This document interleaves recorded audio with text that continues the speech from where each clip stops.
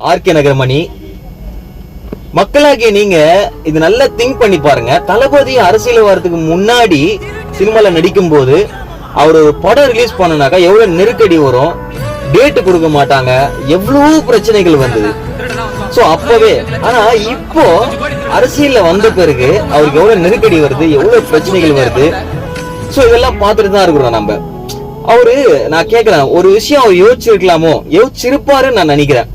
ஒருவேளை நான் தோத்துட்டேன் அப்படின்னாக்கா 2026 கன்ஃபார்ம் டிவிக்கே தான், சரிங்களா? பட் ஒருவேளை நான் தோத்துட்டேன் அப்படின்னாக்கா எனக்கு எவ்வளவு நெருக்கடி வரும், ஒரு படம் பண்ண முடியாது, சோ எதுவுமே பண்ண முடியாது, நிம்மதியா வாழவே முடியாது அப்படின்ட்டு அவருக்கு அந்த நினைப்பு வந்திருக்கும். ஆனாலும் தனியா இன்னைக்கு எதிர்த்து நின்று கேள்வி கேட்கறாரு, தனிச்சு நின்று போட்டிட்டு இருக்காரு, தைரியமா கேள்வி கேட்கிறாரு அப்படின்னாக்கா நம்ம அவரை கண்டிப்பா கை விட்டுட்டோம் அப்படின்னு வச்சிங்களேன். விஜயகாந்த் ஐயா அவர்களை மிஸ் பண்ண மாதிரி தளபதியும் மிஸ் பண்றது தான் நடக்கும்.